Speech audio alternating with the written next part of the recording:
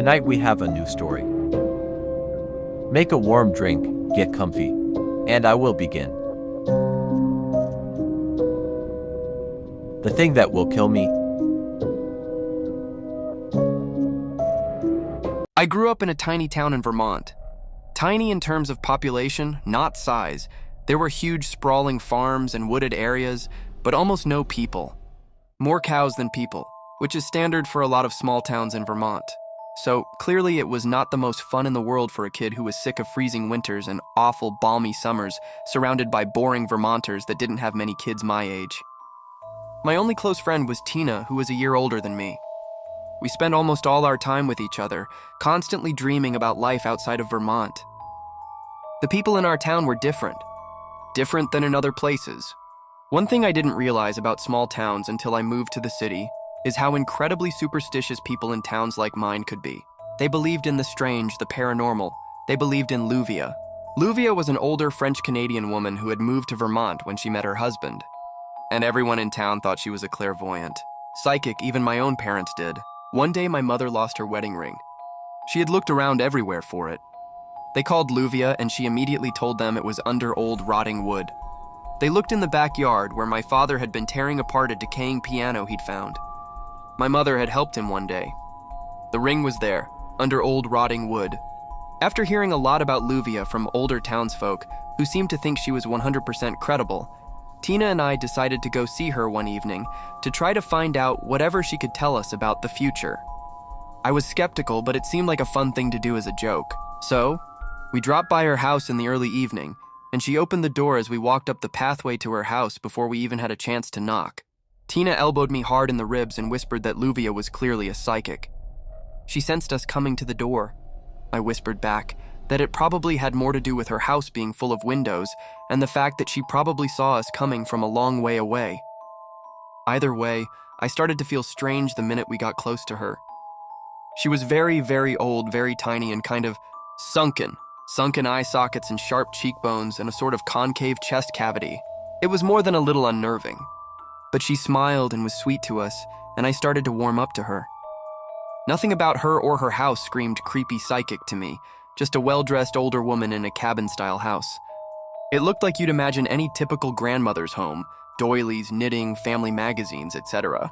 We told her that we were interested in a clairvoyant reading and handed her about $20 that we had scrounged together between the two of us. She led us to her kitchen table and asked which of us wanted to go first. "What can you tell me about my love life?" Tina asked. Luvia had no crystal ball, tarot cards, or tea leaves. She just closed her eyes and sat silently for about 2 minutes. Then she took a deep breath and said, "Michael Carton." Tina stared at her for a few seconds until Luvia repeated, "Michael Carton, the man you're going to marry, Michael Carton." Tina thanked her and repeated the name to herself a few times. "Michael Carton, Michael Carton, Michael Carton." Luvia then turned to me. "Whatever you can tell me, I'd like to hear," I said. "It doesn't have to be about my love life or anything." Luvia closed her eyes for a few seconds, but information about me seemed to reach her much quicker than her visions of Tina's husband. She looked straight into my eyes, grabbed my hands and said, "The thing that will kill you is shedding its skin.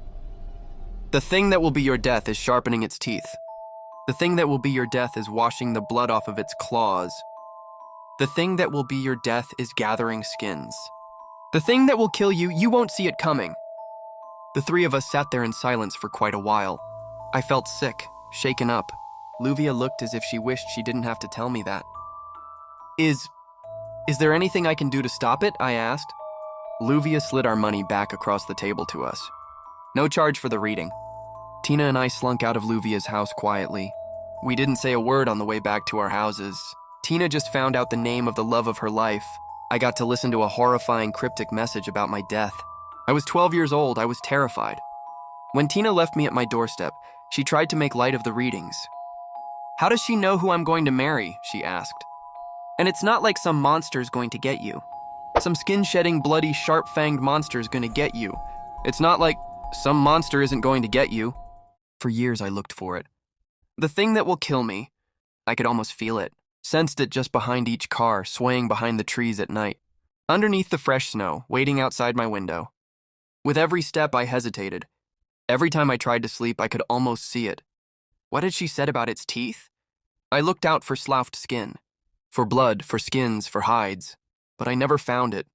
When I was 18, I left for college in California to get far away from the snow and the cold and the thing that would kill me. I stopped sensing it everywhere. My heart stopped pounding whenever I walked alone at night. Maybe whatever it was, it stayed in Vermont. Maybe it wasn't a thing at all. Just the ramblings of a tiny, ancient French-Canadian woman. It wasn't real. When I was 27, a wedding invitation came in the mail. Tina was getting married. This was the first I had heard of it. I was still in California and barely kept in contact with anyone from back east. It seemed like a past life. You are cordially invited to the wedding of Michael Carton and Tina. Wait.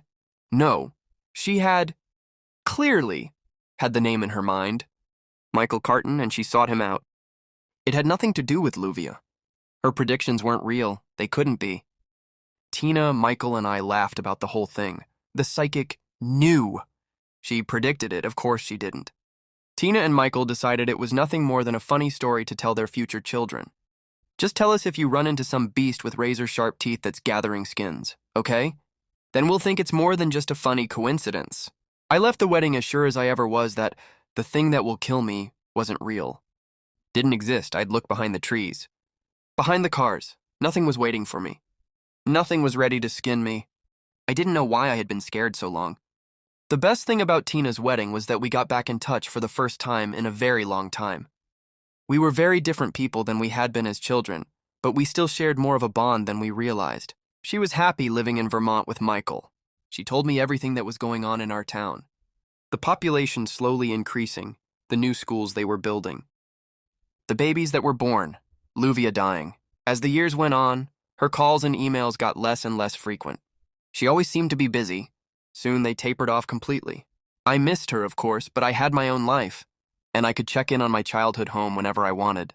One winter, I came into town to visit my parents for the holidays and decided I'd swing by Tina's house. I'd normally never just drop by, but she was pretty bad about answering her phone, and I really wanted to see her. I pulled up to her and Michael's house. 2 cars were in the driveway, so I figured they were both home. I walked up and rang the doorbell. Michael opened it, dressed in several layers and a large coat, as if he had just come in from the snow. He invited me inside. He looked very surprised to see me and asked if I had talked to Tina recently. That you'd have heard. She left me. A few months ago, just up and left. Hasn't spoken to me since. Oh God, I said, I'm so sorry. I had no idea. He took off his coat and hung it on a coat rack by the door. Can I take your coat? He asked. I told him it was all right, that I wouldn't be staying long. I was just so shocked she'd do something like that. He was a really good guy. I'm sorry. I was about to get ready for bed. I've got an early work day tomorrow. Do you mind? He kicked off his shoes, pulled his sweater off, and headed toward his bathroom. I settled in, looked around their home.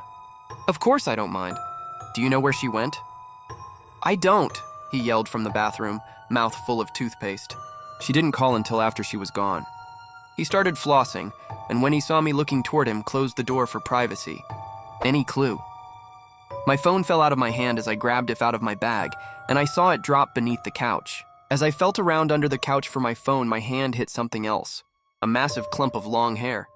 I pulled it out from beneath the couch. It seemed so strange, such a large mass of hair. Brown hair, Tina's shade, hair with a piece of scalp still attached. The thing that will kill you is gathering skins. I turned toward the bathroom door. Michael was still showering. The thing that will kill you is washing the blood off of its claws. Flossing, brushing. The thing that will kill you is sharpening its teeth, sloughing off his outer clothes, his shoes. The thing that will kill you is shedding its skin. Oh God, the thing that will kill me. I heard the water in the shower stop. Movements from inside the bathroom. I ran out the door, slammed the door, sprinted to my car, shaking. Watching the door, my hands fumbled with keys, shaking. The door to the house opened. My car started, I drove. I didn't look back, I drove. All through the night, through most of the next day, only stopping when I absolutely had to. I had no idea if he was following me. I had no idea what I had just seen. My heart didn't start beating normally again until I was 2 states away. I went home, this was months ago. I called the police. They investigated, nothing turned up. They're sure she just left him. Moved away, maybe she did. Maybe she's far away, safe. Maybe nothing's coming for me. Maybe Michael's just a poor guy whose wife left him. Maybe it's nothing behind the trees and the snowdrifts underneath the cars, outside my door at night. And the windows, maybe it's nothing. Probably it's nothing. Luvia's been wrong before, hasn't she? The thing that will kill you. You won't see it coming.